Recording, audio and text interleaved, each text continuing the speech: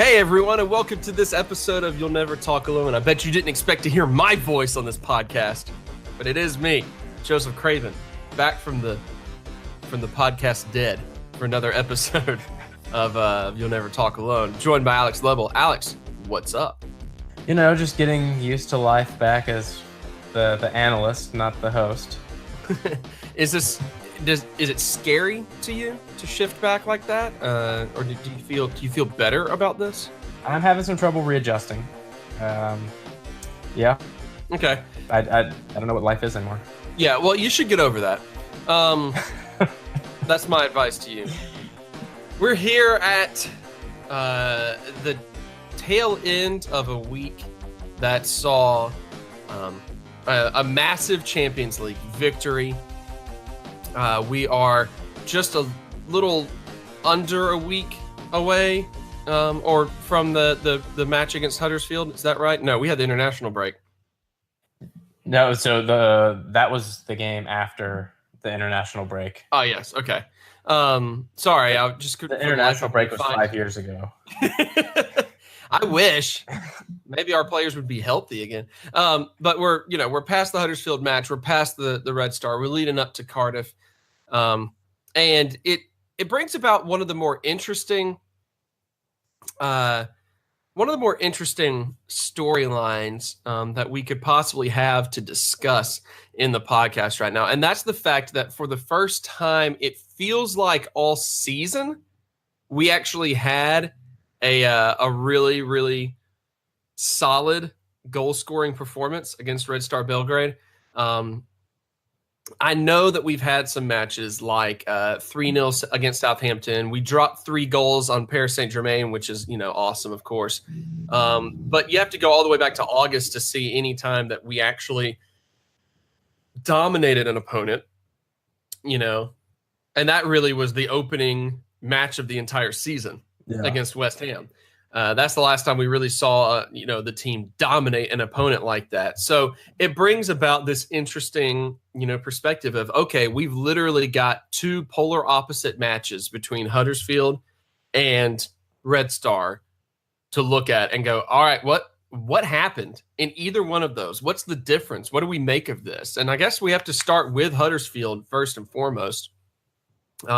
Statistically speaking, of course, Salah gets a goal 24 minutes in, and then after that, nothing. Even before that. Yeah, exactly. It kind of came out of nowhere, and then after that, it went back to nowhere. 11 total shots for Liverpool, only 2 on goal. Normally, we at least have a bunch of shots, and the other team's goalkeeper has the best day of its career, that sort of thing, typically. But this was it's just ugly, right? Is that a fair assessment? Just an ugly match? I think all those shots were actually passes that just missed the target, because that was what all of our passes did in that game. Yeah, the 2 shots on goal were the actual 2 shots in the match. They just felt bad and gave us a few extra. Efficient. Yeah. But what in the world happened in this game? It's hard to say. Just everyone played so badly. And it wasn't even like they weren't in position. They just couldn't perform basic soccer functions. And we've said that a lot this season, it seems like, that there are games, even when they did kind of start to pressure us a little bit more. Even before that, we just could not find a pass. We couldn't connect with our teammates. It took just the one moment of magic from Shaqiri to Salah to actually win the game, which is great, because it's like we always say, everyone always says, the mark of a championship team is one that can win while playing badly. And it's good to know that we've done that almost the entire season, that we haven't played well at all and are joint top. So I'm proud of us, but that I tweeted it out on the podcast handle at YNTA Podcast. That was a 1 out of 10 performance and a 10 out of 10 result, because it's away from home against a relegation threatened team where you'd think it was a cakewalk, but we have historically struggled under Klopp, especially after an international break, with players injured, with Adam Lallana's shorts almost all the way off. And we still came out of there with a victory, despite completing maybe 6 passes. Yeah, I think you're absolutely right. And that's a good point to make there is that under Klopp, that has always been our weakness. You Yeah. know, so far, especially in recent years, relegation teams have been an issue. Maybe not always consistently the past couple of seasons or whatever, but yeah, I mean, all of those things, all of those factors would normally completely go against us. Would normally completely throw things off to the point in which we just can't get anything right and can't even get a goal at all. But we did get a goal, and it was a victory. And so, I mean, does that say anything? Just I don't know, the adversity that the team was having to face. Yeah, it shows that we have such good players that even when we can't even do anything, when we're playing like a Sunday league team that is all hungover, we can still win. They were just, it was just hilariously bad once it was over. While watching it, it was one of the most infuriating things I've ever seen. And it led to a big debate online about how you should feel. There were people like chastising other fans for being upset about the performance, and then other people being like, wow, that was really bad, and other people being like, yeah, that was bad. But I think everyone was really happy that we got the points. But there was, I think, the two things besides just the basics that were wrong was that we couldn't seem to switch to the point of attack very quickly, because there were 5 or 6 times where one player was running down the middle, and that one player was likely either Salah or Shaqiri, because of the point I'll get to in a second. But they just did not look to their left at the half of a field that was wide open. And I think I texted the same message to our thread like 8 times, like, oh my goodness, look to your left, you morons. And that, and the other thing, which was alleviated midweek, was that none of our midfielders, except for Shaqiri, when they received the ball about 40 yards away from goal, would they turn and then attack that space that Huddersfield was leaving between their midfield and their back line, because there was so much of it. And there were several times, Milner in particular, he had a fairly decent game apart from this, but when he would get the ball in those positions, he would just turn, see that space, and just play it laterally. And Lallana would do that, and Genie didn't play. I can't. It was so boring that I can't even remember who our other midfielder was in that game, because they were all just awful. Oh, it was Shaqiri. So yeah. So yeah, it was Milner, Hendo, and Shaqiri. Genie did come in for Henderson at one point. Yeah, but I mean they all ran together because I was so frustrated with all of them. But because there's really one moment that stands out, and that's the goal. Yeah, as we saw midweek, we have midfielders when surrounded by like midfielders with a like mindset, less than like playing style. They will go forward. They will attack. They will turn and go at people. It was weird to see such a struggle out of James Milner, who had been easily the best midfielder for the season so far. But you have to take into consideration he's been, for the most part, our first man off the bench pretty much during his entire time, except for the left back year that he had. But he had been that, and so this is, and he's getting up there in age, kind of on the tail end of his career. At this point, you would have to think so. He's not going to be perfect. But it still was a little bit weird to see him plagued with all the issues that were plaguing him in that game that we've complained about with other players. And I think you're saying there that, do you think that's a product of just he's affected by the play of like the like-minded players around him? Yeah, well, he's coming off an injury as well. So yeah. He came back like 2 weeks early, which is unreal. And he's put a lot of miles in the legs in his career and this season. I think in all the stats he has covered, he's either first or second in like distance covered, tackles won, attacks started, pretty much everything. So he wasn't getting much support from the players around him, whether that be making little triangles around players or being able to take a competent first touch. So no one really shined. no one really did the right things around each other, and it got to the point where people just wouldn't do anything because they were scared that they wouldn't pull it off, because they likely wouldn't pull it off, and then they didn't pull off the thing they were trying to do that was the safe option. What a weird match. It was it's probably the worst victory I've ever seen us do. It was like this. It felt like a loss, but we won. It was the football match equivalent to me of, and you won't. This won't mean anything to you, but it was the football match equivalent to me of Solo, a Star Wars story. Like, it was. I mean, nothing necessarily super negative about it, but I'm never really going to think about it ever again.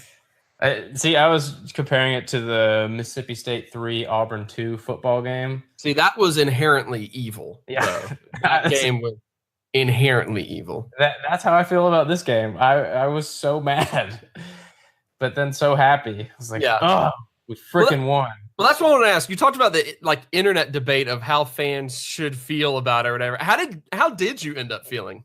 I was like, I was mad, but then I was happy because we won. I was like, God, that was so bad, but we won. So whatever. It's hard to feel bad about any victory, but my goodness, that one, they just wanted to make it as difficult as possible. Really testing the fans there, testing the loyalty. Jeez. All right. The flip side of that, the total opposite here was the way that the matchup in the middle of the week against Red Star Belgrade played out. Slightly different, I feel like slightly different formation. Used in general, we had Mane and Shaqiri kind of playing a little bit more wing-esque instead of, outside forwards with Salah and Firmino. It was, I don't know. What did you think about our tactical decisions going into the game? That how do you think that helped things out? It's a shape that we've seen exclusively when Shaqiri's in. It looked to me like the 4-2-3-1 that we kind of thought we would play when Klopp first came in. That's at least what the internet is telling me it was. I mean, I don't know how firmly we. How's the internet telling you to feel about that? I'm not allowed to repeat it. It's all vulgar. It's I'm getting my football opinions from 4chan. So 4-2-3-1 chan, I think is what you mean. Shut up and keep talking. Yeah, so I think it worked well. I mean, well enough in the sense that we were very good against a team that was probably similar skill level to Huddersfield. I mean, Red Star, while they might be the champions of Serbia, that's not really the highest level. So, I mean, we did what we should have been doing to all these lesser teams this entire time, and we got our front three firing again. We won 2 penalties, which is something that only happens in Europe when we play at home. So we need more European referees, because there's been kind of extensive articles written about how refs refuse to give penalties to us at home. But when you see us get all these penalties in the Champions League, you're like, okay, yeah, this stuff keeps happening in the league. We never get it. How dare you question the integrity of the English league? I mean, how dare you, sir? Don't let Mike Dean hear. He's sitting there at his, retirement home or wherever he is, sitting around going, those guys. But we got to give props to Shaqiri yet again. I mean, the hockey assist for the first goal and his little touch for the second goal. It happened 2 days before where Mesut Ozil did things very similar, and everyone just creamed their jeans. And I think you have to similarly cream your jeans for Shaqiri. Here's an important question. Do I have to censor that? I feel like I have to censor that. I feel like you do, but I tried to pick the least bad way to say that. Yeah, I feel like I have to censor that, but leave one and censor one. It's only fair. Yeah. So he was spectacular. He is really taking to the responsibility he's been given in that shape. and he was supported brilliantly by Gini and Fabinho. So when we've been talking about what our best midfield three is currently, that is our best midfield three. And I am so happy to see Fabinho step up and be a part of that. He was all over the place in a good way. He was winning everything. He was driving forward. And that kind of proactiveness from the midfield three really benefited the front three. It gave them the space again. It gave them the confidence. It gave them the better service. Yeah, this looked by far to be our best lineup. I mean, you had our best center back pairing on the season in Van Dijk and Gomez. You had Trent and Andy. There's really no question there on, the fullback side. But just seeing Fabinho and Gini Wijnaldum, being like the true center mids for us and working together. I mean, it seemed like that was finally the personnel fit to complement Gini the way that it should have, because he's always been good, but maybe a little uncomfortable looking for a lot of his time at Liverpool.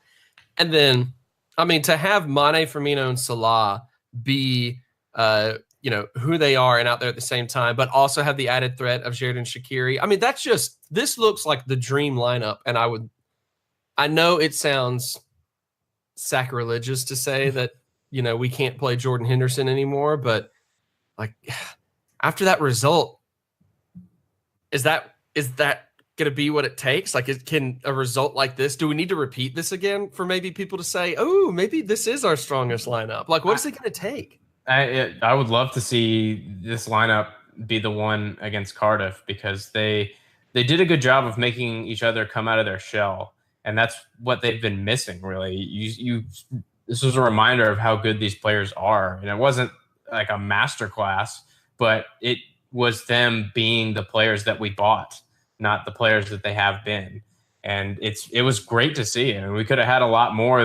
There were quite a few chances that I was like, how did we not score that? So to beat a team 3-0 and to have missed several clear-cut chances shows us getting back to our best. And these kind of results in the Champions League last year are what tipped the front three over the edge and got them just firing on all cylinders. And this could be the similar type of match where not only the front three, but the three behind them and the four behind them that have been playing, or five behind them that have been playing so well, just they finally gelled together. And now we have a cohesive game plan and a cohesive strategy and a cohesive performance from the team is really the main thing, because we've had everything else, but we haven't had consistent, cohesive performances. I hadn't really thought about it before the match. And I don't know if they were necessarily mentioning anything about it during the match, because I did not have a chance to really watch live. I had to catch up on things later on. Also, I refuse to support Bleacher Report. Yeah. Just in general. I have for years refused to support them. But I normally just, find a way around that. But I don't know if it was addressed at all, any issues between Shaqiri and, going up against a Serbian team, and, any motivations he might have had there. I don't think people have said anything about that. It will probably become more of a big deal when we go away to them, especially since it will be an empty stadium. But I'm sure the images from the World Cup will be dragged up for that match. And if they aren't, here's the reminder, fellow listener, to drag up those images and get them circulating. To stir the pot a little bit. It's all on you. It's all on you now. Oh, man. So at this point, we're sitting top of our group in the Champions League right now. Second in the Premier League based off of goal differential, but same amount of points as the top team. A fine opportunity to earn 3 more points and some goals if things go as they should against a what's the polite way of saying that Cardiff's a terrible team? Just to say Cardiff's a terrible team? Yeah, that's the nice way of putting it. Yeah. So if they should go that way, I mean, looking forward, and I'm going to pull up our immediate fixture list as we head into November. It's hard to believe we're already at the end of October now. But I mean, you had the really difficult, past month or so before the international break in particular, things lightened up a little bit. I mean, obviously, Arsenal on the 3rd is what it is.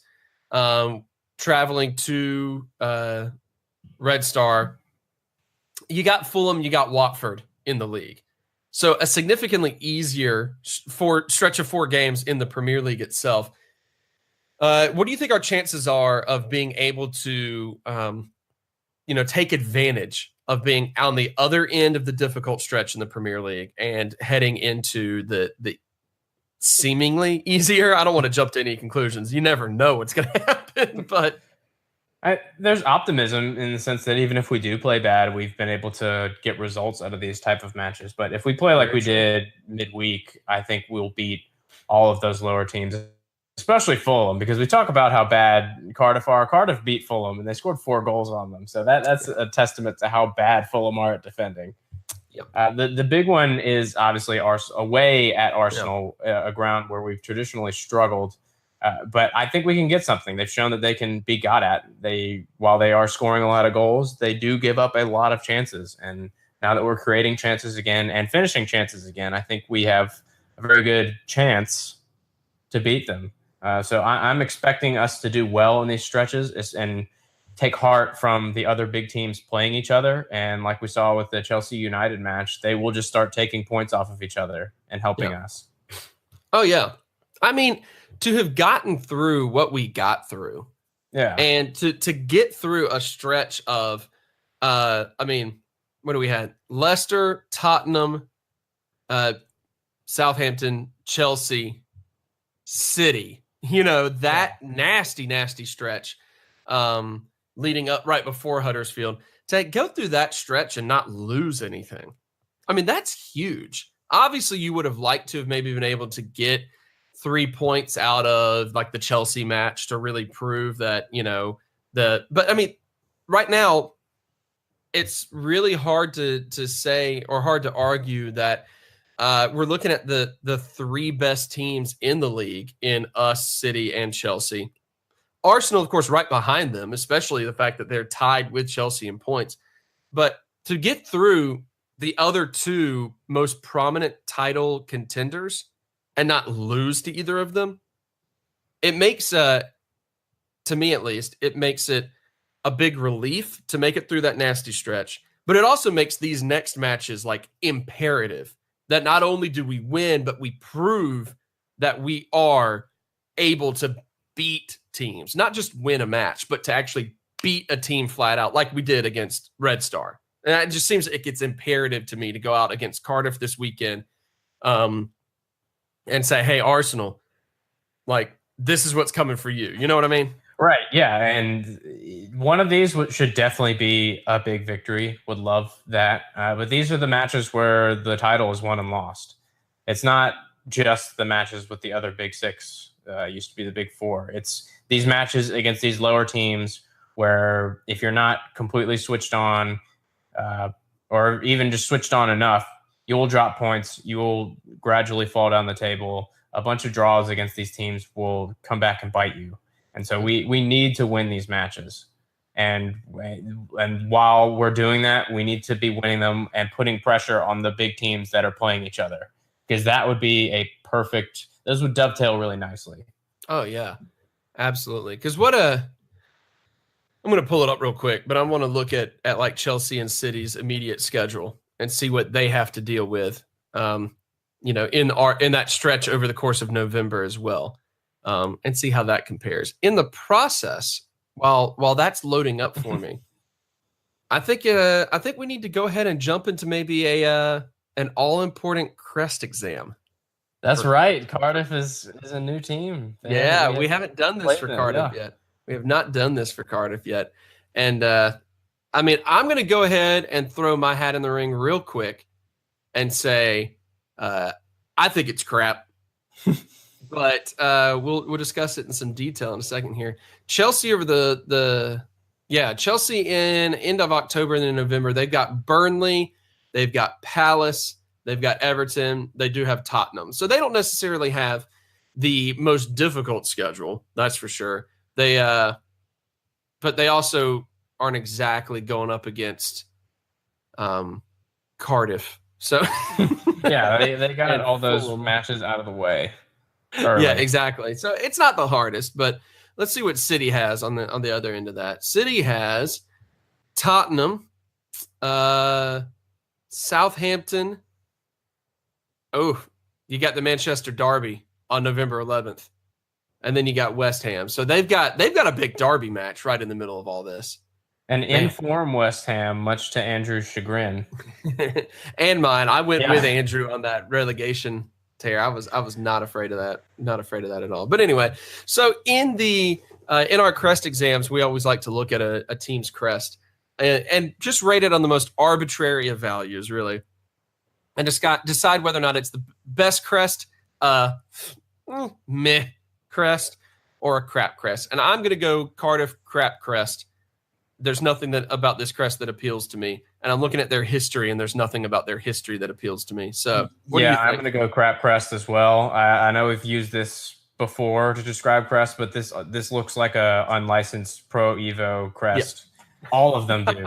Their entire history looks like that. All the way back to the beginning. I mean, happy for them that they got their original colors and crest back from the dark times of when they were in the Premier League last and they were red at the Dragons, but it's trading crap for crap. So I don't really know how happy you can be. Because my goodness, the crest they had right before Vincent Tan took over and attempted the rebrand. The last crest they had, it was like a more modern version of the logo they had from 88 to 2003. Mm-hmm. And both of them they're busy, but they also still look like clip art. Yeah, that's the big thing. They look cheap.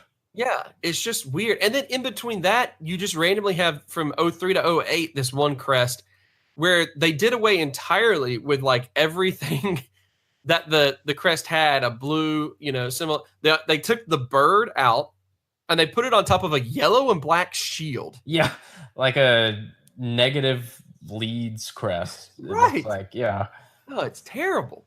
It's just terrible. And then, of course, you had the whole debacle in 2012 with Vincent Tan trying to rebrand it to make them appeal more to countries outside of Wales by being like, no one likes birds and no one likes the color blue. We're going to become red. We're going to have dragons. So what I really like is that after all that, the current crest that they had, they kept the dragon on it because it's supposed to be forgot. Yeah. And that's the thing that gets me is that it was a Welsh dragon. And on like the current crest, they're like, well, let's just make it a little less Welsh dragon and more obviously like, I don't know, Chinese inspired dragon. Like, yeah, it's pretty bad. Yeah. It's an interesting choice, at least. Interesting choice. Anyway, much like their crest, as mentioned, Cardiff right now, not necessarily the most impressive team. It kind of sounds like a rocket was just fired off in the background. Yeah, I guess there's some unhappy Cardiff fans outside listening to us record. But really, I live next to just the loudest intersection I've ever heard in my life. I think the Loud Car Convention convenes there every weekend at like 4 a.m. because without a doubt, you just hear just this Vin Diesel-esque muscle car driving by at like 4 a.m. on a Saturday night. Oh, I love it. Abrasive. Oh, I love it. I accidentally stumbled upon, when I was in high school, I had friends that were big into like, car mods and all that. I mean, we were in high school, so none of us had money. So it's like, they were really big into cheap car mods and all that. And I used to hang out with them. I didn't. I drove an 01 Mitsubishi Galant. That nice. I called 4 cylinders of fury. It was a beautiful car. But I used to hang out with the gearhead friends of mine, and we used to go to the Target parking lot after Target had closed, and that was the hangout spot. But that doesn't happen anymore. And I happen to accidentally stumble across where the local gearheads go these days and just park their cars and sit outside and talk to each other with their cars like lit up and everything. Just the other night, I was done working a show. I was trying to get something to eat, and I discovered behind the Whataburger parking lot. That's where they all hang out these days. Way to narc. I know. I cruised through like, oh, am I supposed to be? Everyone's just staring at this random normal looking Jeep that's just like slow rolling through the crowd going, hey guys. Anyway, Cardiff right now, they are in terrible form, having lost 4 matches in a row. They have a terrible goal differential of -11. They have only scored 8 goals, and they have given up 19 goals. And as you mentioned, most of the goals they've scored came against Fulham. Yeah. Whew. So Cardiff as a whole, not really all that great. I honestly could not, I don't name a single Cardiff player that like I'm really familiar with off the top of my head, like at all. So, I mean, what do you even know about Cardiff City right now? The Welsh team here. Gosh, I don't know. What do we even know? There's just nothing scary about them. There's not a single player on their team that would even, I mean, maybe Harry Arter would make the bench on our team, but I don't think anybody on their team would make the bench on our team. They're a championship side playing in the Premier League. They didn't have the investment when they got promoted like the other 2 promoted teams, and they're just kind of hanging on, enjoying the ride. Neil Warnock even broke out the shorts the other week, so he's just loving it. And so I don't think they're expecting too much. We should not have any problems with them. I know their keeper started off the season kind of getting his amazing performances out of the way, so I don't think he'll be able to stop us. So we should be good. Yeah. Should be good. Yeah, I mean, as mentioned, half of their goals on the season came in the last match that they played. Against the worst defense. I mean, Cardiff's defense isn't good. Fulham's defense is worse because they just don't exist. Yeah, and Cardiff still gave up 2 goals. Yeah. It was a 4-2 match against Fulham. Barn burner. Yeah, oh my goodness, yeah. Match of the weekend for sure. So yeah, there's not necessarily much of anything to be worried about here.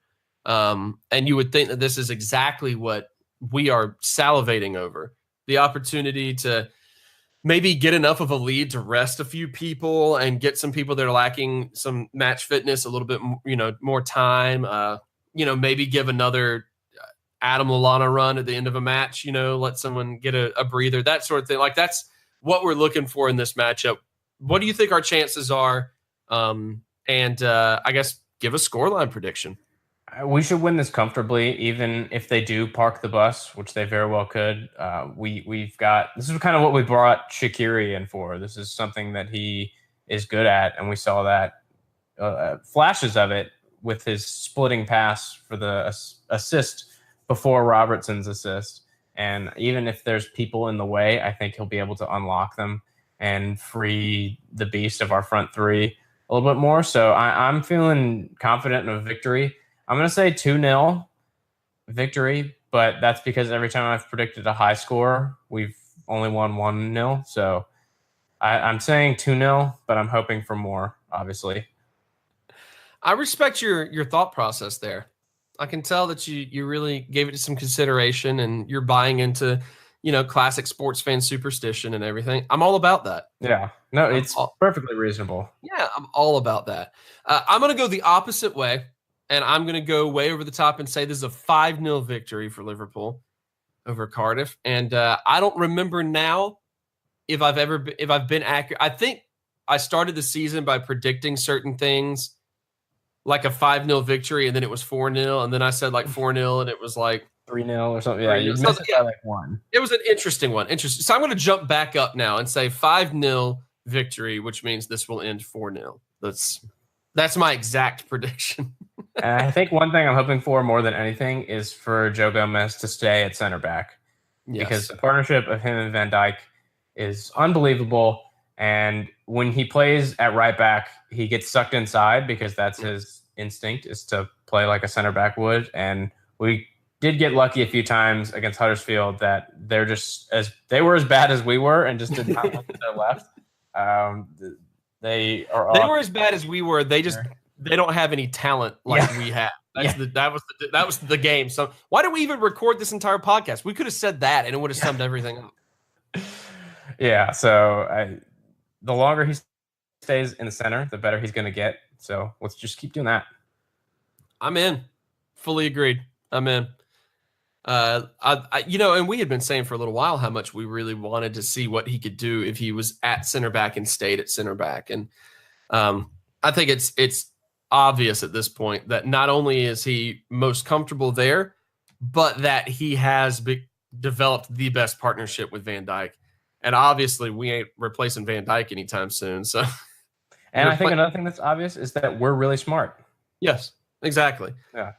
If you're listening to this podcast, congratulations. You are smart by proxy. You're welcome. We're here for you, listener. We're here for you. Oh, man. Well, I think that's going to wrap up this episode, unless you just got anything that you want to say right now. Go. Wow. You really cracked under pressure. Yeah, I didn't know. I was trying to recreate the noise of the cars that go by. But I didn't want to burst everyone's eardrums. Yeah. With you, I really expect anytime you're prompted to just instantly give your impressions of Persona 5 or like an instant review of the video game Persona 5. Like, like you have that queued up as, I don't know what else to say, so I'm just going to say this in your brain. But now I know it's not. I thought our jingle was me just saying, go play Persona 5 over and over again.